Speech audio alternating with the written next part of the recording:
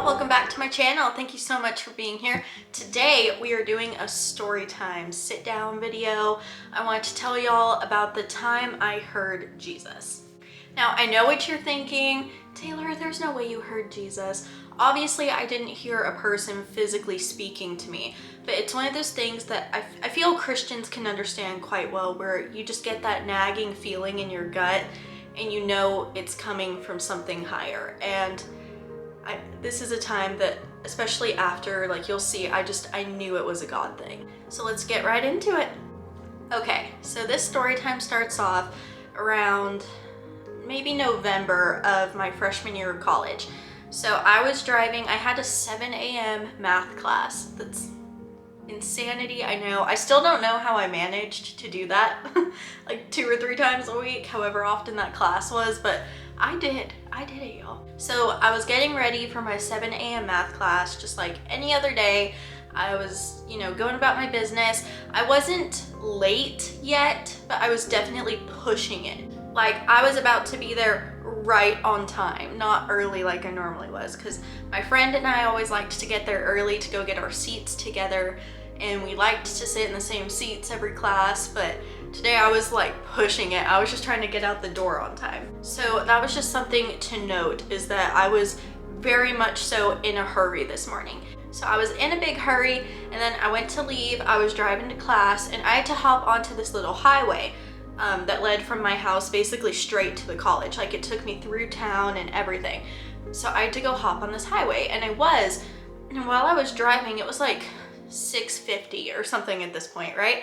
I was just driving super fast, and I saw this little boy walking on the side of the road, and it's November, so it's cold. It's early in the morning, and he's in a t-shirt and shorts with his backpack. And I was like, okay, like that's odd, whatever. And I just kept driving. I got halfway to my college, and I just had like that feeling, like I heard a voice telling me to go back and check on him. And I was like, no, like I'm almost there. I'm late for school. Like I cannot go back. Like no way. And it just kept eating at me. And I heard again, Taylor, you need to go back. And after hearing and feeling that for the second time, I was like, ugh, like fine, I will just go back, like see what's happening here. And I won't worry about it after that. It's probably nothing. I'm gonna be late already. What the heck? So I turned my car around and I went back, and this little boy was still walking along the highway.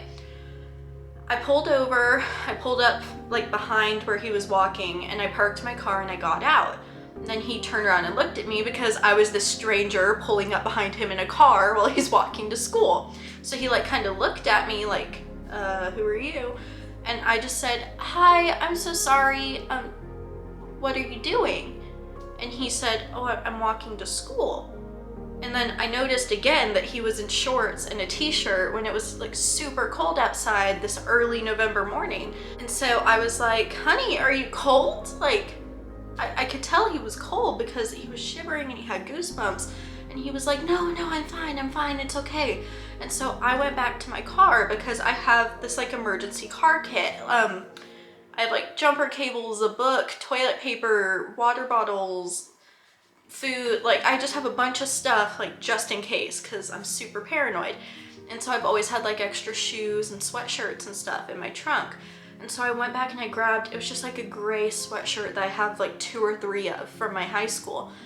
And I walked over to him and I was like, here, like take this, I want you to have it. And he was like, oh no ma'am, I can't take that from you. And I was like, no, it's okay, I have a few just like it, like I have a bunch of jackets, it's okay, here, like I want you to have it. And he grabbed it from me and he was just kind of looking at it in his hands.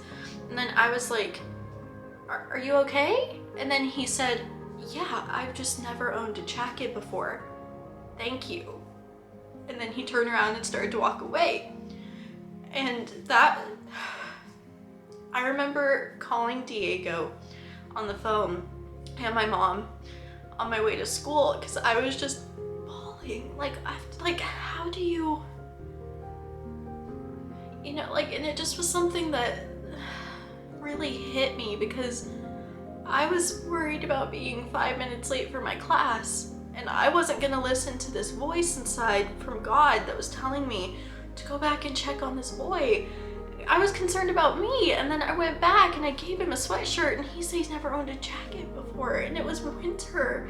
And you know, it was just one of those things that happens in life where you're humbled really quickly. And I was so glad that I listened to that voice that was telling me to go back and check on him, because that poor boy at least has a sweatshirt now, if nothing else. And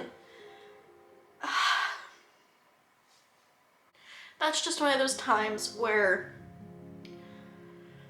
listening to God seemed like an inconvenience, but it was for a greater purpose, and it was to help somebody else. I'm never going to forget that morning and that exchange I had with that little boy. I'm never gonna forget how grateful I am that I heard that voice telling me to go help him and check on him. And I'm so grateful that I listened. So that was the first story I have for y'all, was about this little boy with his cute little dirty blonde hair who I gave my sweatshirt to because I heard God telling me to. And I have a second story to share with y'all as well. This one was a little bit more, I don't want to say traumatic, because it wasn't traumatic, but it was definitely like scary in the moment and like for a few hours afterwards. So then this next story is also about a time I heard Jesus or a guardian angel or something of the sorts. Oh my goodness, this is crazy. Like the story, I feel like y'all aren't gonna believe me, but God knows and I know. So this was the summer after I graduated high school, the summer in between high school and college.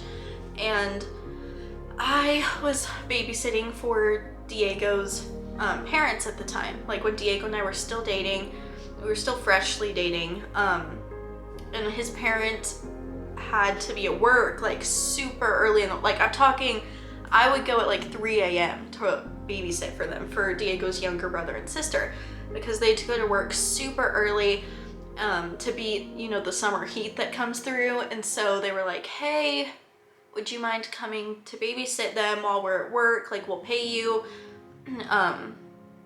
You know, this is just like our awkward situation. Like, you don't have to when school starts, obviously, but for the summer, would you mind? And I wanted to help. It's Diego's family. So I was like, yeah, of course. And so I was going over every day at 3 a.m. to babysit. You know, it was fine. I had like a little routine at that point. I would go get an iced coffee at Jack in the Box because they're open 24 hours. I would go get a coffee on my way because it was right next to their house. And, you know, I had a little system where I would go and I'd read and I'd watch movies, and then the kids would wake up and we'd all like make food and play and hang out and stuff. So we had like a whole system. And my town, I just want to say my hometown isn't ginormous, okay? Like, it's, especially after living in Waco for as long as I have now, I see my hometown as like this big, okay? And I thought it was pretty big when I was still living there until I, like I said, moved to Waco, and now I'm like, oh my goodness, it's so tiny. So my hometown is nothing huge, right? And it was 3 a.m. So the roads were clear, like just empty. There was nobody out. And this was normal. Like, you'd see 2 or 3 cars maybe near the Jack in the Box, but out on the town, no. And this was a morning where I was like, oh, I'm not gonna get coffee. Like, I'm pretty awake already. So I didn't, so I went a different route. And on this different route, as I said, the roads were empty. So I was pulling up to this intersection. My light was red. So I stopped, and because the roads were empty, it took a few seconds and then it turned green, and I was about to go, and I don't know if it was in my head. I swear it sounded like a voice out loud right next to my ear. It was a man's voice, and I heard, "Stop, do not drive," like forcefully. And I was so scared. I jumped and I looked because I thought someone was in my car. Like, I thought someone was in my back seat or something, like, you know, because I watched all those true crime videos where it's not uncommon for that to happen. And I was so scared because I thought I like checked my car. So I was like, oh my goodness, like I jumped and I thought someone was in my car. It was empty, no one was there. And I was so confused because I was like, what do you mean stop, don't drive? Because like the road's empty. and I was just about to ignore it and hit the gas and go because it was green, and a truck came flying through their red light right into the intersection. And if I had driven, they would have hit me. And I don't know what would have happened because I drive a tiny little blue Ford Focus, and they were in this ginormous pickup truck going, I would honestly say like 80 or 90 miles per hour on a 25 road. And it's just, like I said, it wasn't traumatizing, but it was scary because afterwards I just remember calling my family and being like, hey, this just happened. I was emotional though, like I was crying on the phone with my mom, telling her about it. I woke her up to call her because I was so scared. I got to the house and I hugged Diego and started crying. And he was on his way to work, so he was texting me afterwards. But I don't know, it was just so scary. But that voice, I heard a physical voice, y'all. Whether you believe me or not is up to you. It might have been in my head.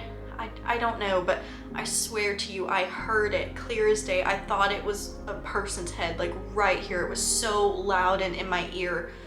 And I looked and no one was there, so I'm not sure if that was another time that I heard God or if that was a guardian angel, which I also believe in, or what, but that was another crazy experience I had that I wanted to share with y'all because I don't think those are light stories that I should be keeping to myself for the rest of my life. I definitely want to tell y'all about it. That is it for today's video, y'all. Thank you for being here for my new Faith Fridays I'm implementing on my channel. Wednesdays are going to be my fun, just whatever videos. And I really want to make Fridays my Faith Fridays, where I talk about Christianity and anything faith related. So I hope y'all enjoyed that. Thank you so much for watching. If you're feeling up to it, please go ahead and give this video a like, comment something down below, and subscribe to my channel. It would truly mean the world to me. If you have any prayer requests, please go ahead and leave them down below in the comment section as well. I will definitely be praying over all of y'all. Please go ahead and also check out that description box. I have all of my stuff linked. I have my blog linked, I have my socials, everything. And yeah, thank you so much for watching. Bye.